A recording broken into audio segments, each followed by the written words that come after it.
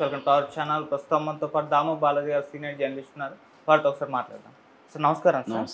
Sir Chandrababu Naidu గారికి జగన్మోహన్ రెడ్డి గారు surrender అయిపోయినట్టుగా చాలా అనుమానాలు అభిప్రాయాలు వ్యక్తం అవుతున్నాయి సార్. అంటే 1 ఇయర్ పాలన కూటమిది కంప్లీట్ అయిపోయినా కూడా జగన్మోహన్ రెడ్డి గారు పెద్ద యాక్టివ్గా జనాల్లోకి రావట్లేదు, ప్యాలెస్లకే పరిమితం అయిపోయారు. అయితే బెంగళూరు లేకుంటే తాడపల్లి వాళ్ళ సైన్యమేమో మొత్తం జైళ్ళల్లో బెయిళ్ళ మీద ఈ విధంగానే ఉంది. సో ఎటువంటి యాక్టివ్ పాలిటిక్స్ అయితే జగన్మోహన్ రెడ్డి గారు చేయట్లేదు. ఇదే డౌట్ క్రియేట్ చేస్తుంది.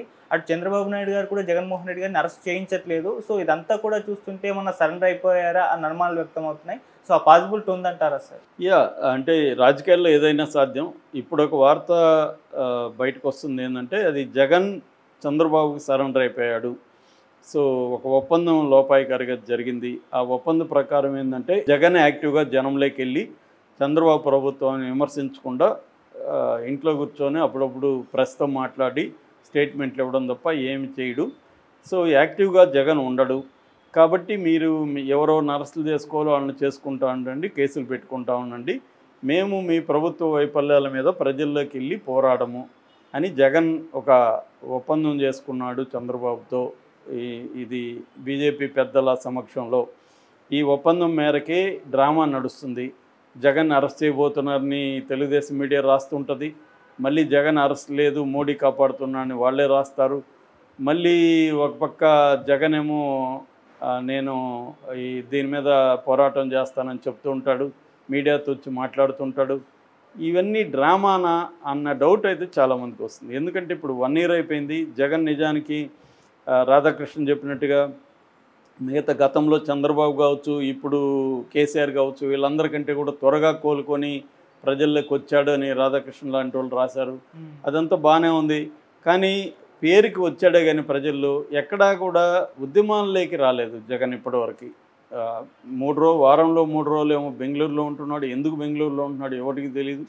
మిగతా 3 రోజులు వస్తే తాడేపల్లి క్యాంప్ ఆఫీస్లో ఉంటున్నాడు. ఆఫీసులో కూర్చోవడం, మీడియాతో ఏదో మాట్లాడడం, సెలెక్టివ్గా మీడియాని పిలిచి ఏదో చెప్పాల్సింది చెప్పేయడం, చిన్న చిన్న సమావేశాలు ఏర్పాటు చేయడం, దాంట్లో చంద్రబాబుని ప్రభుత్వాన్ని తిట్టడం, మళ్ళీ వెళ్ళిపోవడం, ఇదే జరుగుతుంది. నిజానికి ఇది మంచి అవకాశం. 1 ఇయర్ దాటినా కూడా సూపర్ 6 పథకాలు మెజారిటీ అమలు కావట్లేదు. చాలామంది ప్రజలు అసంతృప్తిలో ఉన్నారు. సో ఆల్రెడీ ఎకనామీ దారుణంగా ఉంది. మనకి మైనస్లో జిఎస్టీ ఉంది, ఇప్పటివరకు ఎప్పుడు లేని మైనస్లోకి వెళ్ళింది. సో పెద్దగా పెట్టుబడులు రావట్లేదు. పెద్దగా సెంట్రల్ గవర్నమెంటు ఆంధ్రప్రదేశ్లో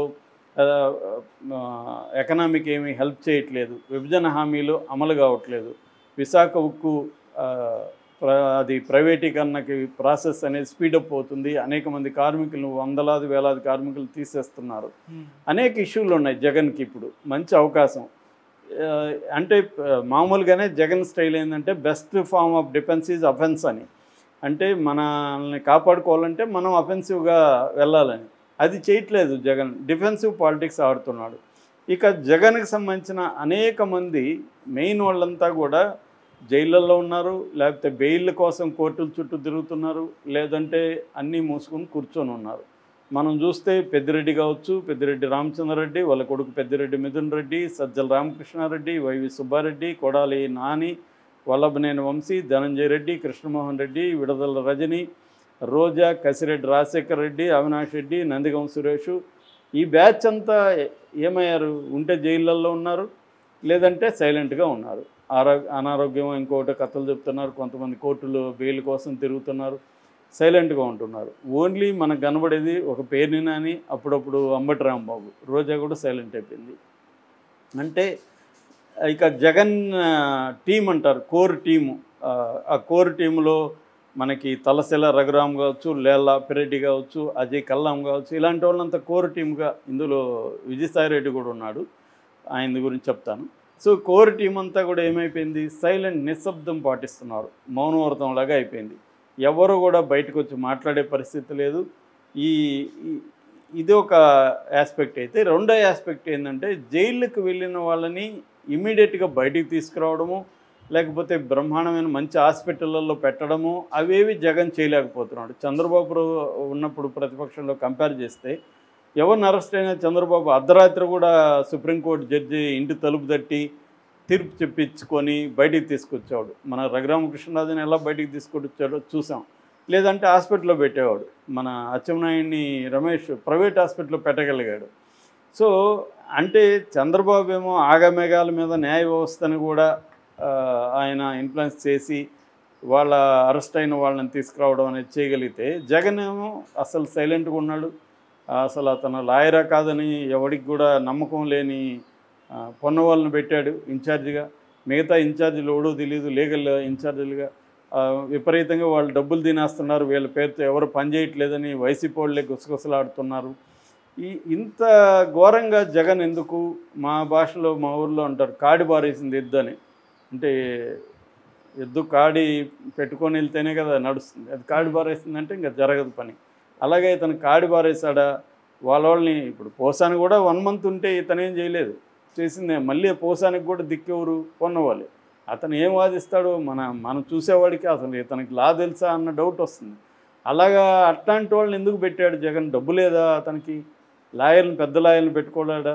అదే అటువైపు చూస్తే చంద్రబాబు ముందస్తు బెయిల్కి కూడా సిద్ధార్థ లోతలను దించుతున్నాడు. 5 నెలల్లో 2,86,00,000 ప్రభుత్వ డబ్బులు ఆయనకి ఇచ్చాడు. అంటే అతి చిన్న పామును కూడా పెద్ద కర్రతో చంద్రబాబు కొడుతుంటే, అతి పెద్ద పెద్ద వ్యవహారాలు నడుస్తున్నా అనకొండను కూడా చిన్న కర్రతో కూడా గేకట్లేదు ఎవరు? జగన్. ఇక ప్రజల్లోకి ప్రత్యక్ష పని ఎప్పటికైనా జగన్కి ఖచ్చితంగా జనంలో క్రేజ్ అయితే ఉంది. ఇప్పటికి కూడా అతను బయటకు వచ్చి జనంలోకి వెళ్ళి ఉద్యమాలు చేస్తే ఖచ్చితంగా క్రేజ్ ఉంటుంది. ఆల్రెడీ చంద్రబాబు ప్రభుత్వం మీద అనేక రకాల అసంతృప్తి ఉంది. ఈవెన్ తెలుగుదేశం కేడర్లో కూడా అసంతృప్తి ఉంది. ఎందుకంటే ఎమ్మెల్యేలు ఎక్కడికెక్కడ విచ్చలవిడిగా తినేస్తున్నారు. అది తెలుగుదేశమా వైసీపీ నన్ను చూడట్లేదు, ఎవరి దగ్గరైనా వాళ్ళు డబ్బులు లాగేయడం అనే కార్యక్రమంలో ఉన్నారు. వాళ్ళ మీద కంట్రోల్ లేదు, వాళ్ళని ఎవరు కూడా ఆపే పరిస్థితి లేదు. తర్వాత పథకాలు అమలు కాలేదు, వాళ్ళకి కూడా చాలామందికి ఏమీ పోస్టులు రాలేదు. జనసేనకి బీజేపీకి తెలుగుదేశం కేడర్కి మధ్య గొడవలు ఉన్నాయి. ఇలాంటి నేపథ్యంలో జగన్ కానీ ధైర్యంగా జనంలోకి వెళ్తే, ఒకవేళ అరెస్ట్ అయినా కూడా ఎలాగో అరెస్ట్ చేయాలనుకుంటే అట్లనే చేస్తారు. చేసేటప్పుడు జనంలో ఉంటే అరెస్ట్ చేసినా కూడా అతనికి మంచి పేరు వస్తుంది. ఉద్యమాలు చేస్తున్నాడు కాబట్టి అరెస్ట్ చేస్తున్నాడు. ఇవేవి చేయట్లేదు జగన్. మనకు సంక్రాంతి నుంచి చూస్తున్నాం, వస్తాడు సడన్గా లండన్ వెళ్ళిపోయాడు, అక్కడ 1 month పైన ఉన్నాడు, మళ్ళీ వచ్చాడు. ఇదే జరుగుతుంది తప్ప ఒక రిటైర్డ్ ఇదిలాగా ఉన్నాడు. వీళ్ళే గతంలో జనసేన నాయకుడు పవన్ కళ్యాణ్ విమర్శించేవాళ్ళు, ఆయన వీకెండ్ పొలిటీషియన్ని. జగన్ కూడా అంతే, 3 days పొలిటీషియన్. ఆయన 3 days అక్కడ ఉంటాడు, 3 days ఇక్కడ ఉంటాడు. సో ఇది జగన్ మీద ఇప్పుడు అందరికీ అనుమానాలు వస్తున్నాయి. ఎందుకంటే చాలామంది కేసులు ఉన్నవాళ్ళు ఈ ప్రభుత్వంతో ఒప్పందాలు కుదుర్చుకుంటున్నారు. పెద్దిరెడ్డి కూడా ఒప్పందం కుదుర్చుకున్నాడని వార్త వస్తుంది. అట్లాగే మన ఆయన ఎవరు, చంద్రశేఖర్ రెడ్డి కాకినాడ, ఆయన కుదుర్చుకున్నాడు అని చెప్తున్నారు. ఇలాగ చాలామంది కేసులు ఉన్న వాళ్ళు వీళ్ళతో కుదుర్చుకొని, లేదా అక్కడ బీజేపీ పై స్థాయిలో ఎవరెవరికి ఎంత ఇవ్వాలో ఇచ్చేసుకొని సైలెంట్గా ఉంటున్నారు అని చెప్తున్నారు. నిజమో కాదో తెలియదు. ఏదేమైనా వాళ్ళ జోలికి వెళితే వెళ్ళట్లేదు. సో ఈ నేపథ్యంలో జగన్ కూడా ఒక ఒప్పందం చేసుకున్నాడా? ఎందుకంటే ఇప్పటికిప్పుడు జగన్ జైలుకి వెళ్ళి కూర్చోవడానికి జగన్ కూడా సిద్ధంగా లేడు. ఇదే బయట ఉందాము, తర్వాత చూద్దాము అన్న ఆలోచన జగన్కు ఉంది. అందుకని ఉద్యమాలు ఏం చేయకుండా ఈ డ్రామాలు ఆడుతూ, ప్రెస్ మీట్ డ్రామాలు ఆడుతూ నడిపేస్తున్నాడు అన్న ఒక విమర్శ అయితే బలంగా వస్తుంది. తన నాయకుల్ని కాపాడుకోవట్లేదు, ఆగడం లేదు. మరోవైపు కొంతమంది సరెండర్ అయిపోయి పార్టీలకి వెళ్ళిపోయారు. తెలుగుదేశంలో చేరారు, జనసేనలో చేరారు, ఒకరిద్దరు బీజేపీలో కూడా చేరిపోయారు. ఇక తనకి అక్కడ నేషనల్ లెవెల్లో యాక్టివ్గా ఉన్న విజయసాయిరెడ్డి ఏమో బయటకు వచ్చేసి ఆయన కూడా ఎనిమిగా మారిపోయాడు. అయితే నేను జగన్కి హాని చేయనని ఆయన నిన్న కూడా ఒక స్టేట్మెంట్ ఇచ్చాడు. జగన్ కోటరీ వల్ల నేను బయటకు వచ్చా, కానీ జగన్కి హాని చేసే ఉద్దేశం నాకు లేదు, నాకు రాజకీయాలు అవసరం లేదని ఆయన ఓపెన్గా నిన్న ట్వీట్ చేశాడు. కానీ ఆ ట్వీట్ని ఎంతమంది నమ్ముతారనే డౌటే, ఎందుకంటే ఆయన బిహేవియర్ అలా లేదు. సో ఓవరాల్గా చూస్తే జగన్ అన్ని వైపులా వీక్గా ఉన్నాడు. తన టీమును నడపడంలో, టీమును పెట్టుకోవడంలో వీక్గా ఉన్నాడు. ఎప్పుడు కూడా